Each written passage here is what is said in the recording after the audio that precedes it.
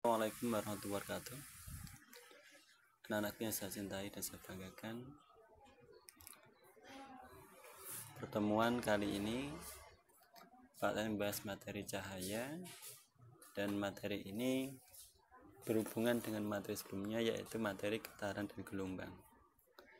Harapan dari Pak Tafid dengan materi yang kemarin kan lebih mudah belajar materi ini. Anak-anakku, cahaya kita tidak asing, baik dengan cahaya matahari, cahaya lampu, cahaya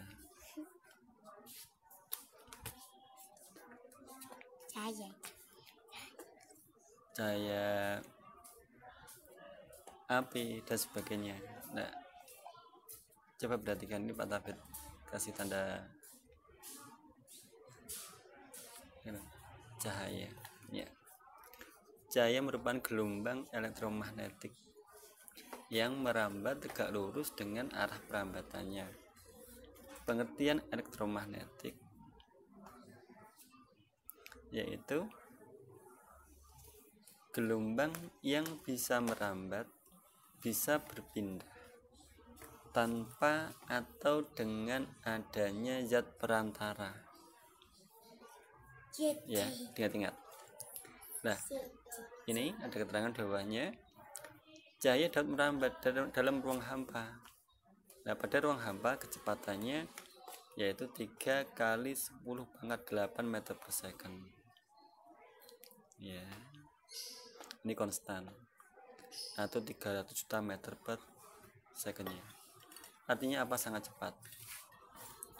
Kalau kita mengingat-ingat kenapa setiap ada petir kilatannya dulu, cahayanya dulu, baru suara. Karena memang cepat rambat cahaya itu lebih besar dibanding cepat rambat bunyi.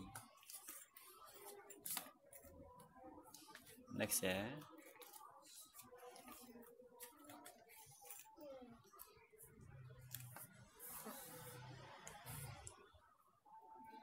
Sifat cahaya. Oke, ini Pak Tami lanjut. Sifat cahaya. Yang pertama, cahaya merambat lurus. Yang kedua, cahaya dapat menembus benda bening transparan, seperti kita melihat benda di balik kaca, jadi kelihatan. Karena salah satu sifat cahaya menembus benda bening. Atau kita melihat benda di dalam air yang tenang atau yang bening, kelihatan kan di dalamnya. Sifat yang ketiga, cahaya dapat dipantulkan, dapat dibiaskan. Cahaya monokromatis, cahaya putih ini dapat diolah menjadi beberapa warna cahaya. Ini pelangi ya, cahaya pelangi.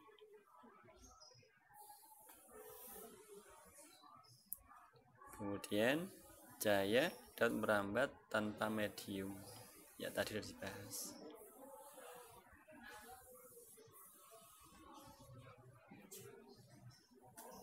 Oke, lanjutkan. Pemantulan cahaya. Coba kita bahas satu persatu sifat cahaya. Pemantulan cahaya ini sifatnya ada 2 jenisnya. Yang pertama, mantulan teratur. Itu jika cahaya mengenai bidang datar atau bidang pantul dengan permukaan yang rata, cermin contohnya, atau tembok. Jadi kalau kita berada di bawah lampu, alasnya itu, lantainya itu rata, maka ruangan itu akan terasa lebih terang dibanding yang kedua, mantulan baur. Jika cahaya melewati bidang pantul dan permukaan yang tidak rata, contoh di bawah lampu kita taruh kasur atau karpet, itu yang berbeda ketika yang bawahnya langsung lantai warnanya putih rata, kan lebih terang. Oke, lanjut ya. Ini pemantulan cahaya. Pemantulan cahaya ini bisa kalian amati. Yang pertama, cahaya datang garis normal. Cahaya pantul itu berada pada satu bidang datar. Nah, di titik ini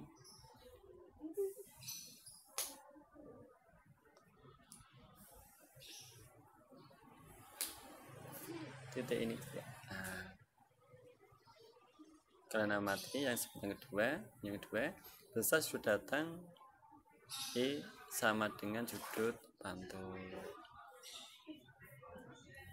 Nah, kemudian sifat yang berikutnya pembiasan atau refraksi.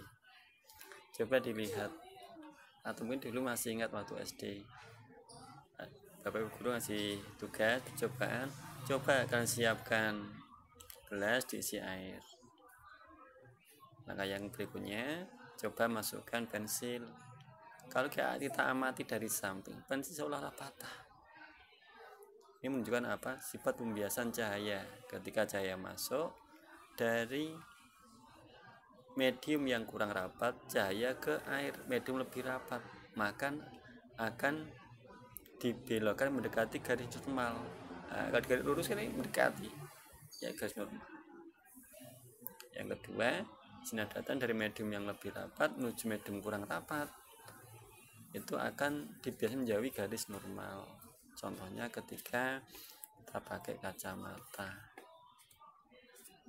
ya, dari kaca ke udara, atau dari kaca ke air, itu udara itu pemantulan bendanya itu menjauhi garis normal, seakan-akan bendanya letaknya lebih jauh dari kondisi yang sebenarnya. Ini ada contoh peristiwa pembiasan. Dasar kolam tampak lebih dangkal. Ini hukum Snellius 1. Pensil terlihat patah di dalam air. Hukum Snellius yang nomor 1. Benda-benda ruang angkasa tampak lebih tinggi dari aslinya. Nah, ini yang nomor 2. Kemudian pemantulan cahaya ada 3. Jika mengenai cermin, datar, cekung, sama cembung. Jenis cermin. Sifat bayangan, maya, tegak sama besar. Ini cermin datar. Ya, tinggi benda sama tinggi bayangan. Ini kalau kita menempatkan benda di cermin datar itu gitu. Tinggi bendanya sama dengan tinggi bayangan. Yang ke berikutnya, jarak benda. Nah, ketika kita berada di depan cermin datar, semakin kita mundur jauh, bayangan juga akan sama menjauhi. Ya, itu ya. Ini sifat bayangan cermin datar. Kemudian kalau kita mau menghitung jumlah bayangan yang dibentuk oleh 2 buah cermin datar yang membentuk sudut, kayak kita di kamar pas itu, kita di dalam ruang ganti pakaian. Jadi kita bisa nebak jumlah bayangan yang dibentuk itu berapa. Itu kelihatan sekali di situ, ya anak-anak ya. Jadi perhatikan. Nah, misalkan sudut 90 derajat, siku 360 derajat bagi 90 derajat min 1 berapa? 3 kan. Jadi kalau kita berada pada ruang pas, kita melihat sudut, kita amati, bayangannya bukan 2, walaupun cerminnya 2, akan ada 3. Coba nanti dipraktekkan. Kemudian kalau yang di cermin cekung, coba perhatikan. Cermin cekung itu aplikasinya itu pada senter bagian yang dalam itu loh. Kalau kalian melihat ya. Nah, ini gambarnya ada. Nah, kenapa senter itu menggunakan cermin cekung pada bagian yang ada lampunya itu? Fungsinya apa? Cermin cekung itu konvergen, mengumpulkan cahaya. Jadi cahaya biar bisa fokus pada satu titik, mengumpulkan, konvergen. Ingat-ingat ya, cermin cekung itu konvergen. Kemudian yang kedua, cermin cembung. Kalau kan hak mati, ya di tikungan, spion, itu kan cermin cembung. Bersifat divergen, kebalikannya menyebarkan, sehingga bayangannya itu terlihat lebih besar, lebih jelas gitu loh. Menyebarkan. Wah, di seberang tikungan ada kendaraan, kita hati-hati karena walaupun jarak jauh kelihatan. Nah, ini namanya divergen ya. Nah, kemudian ini anak-anak, ada persamaan hubungan antara jarak benda, jarak fokus, dan jarak bayangan. Kita bisa menentukan jarak bayangan benda dengan rumus ini.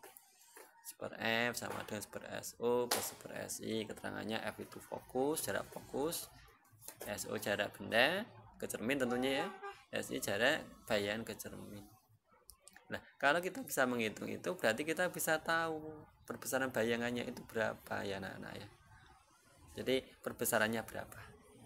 Apakah diperkecil atau diperbesar dari hasil tadi? Rumusnya sudah ada. Nah, yang terakhir, sinar istimewa. Jadi cermin sama lensa itu masing-masing memiliki sinar istimewa. Ya. Kalau Pak Lepen menjelaskan, ada cara kita mengetahui sifat bayangan. Kita bisa melukis dengan sinar istimewa. Benda di ruang 1,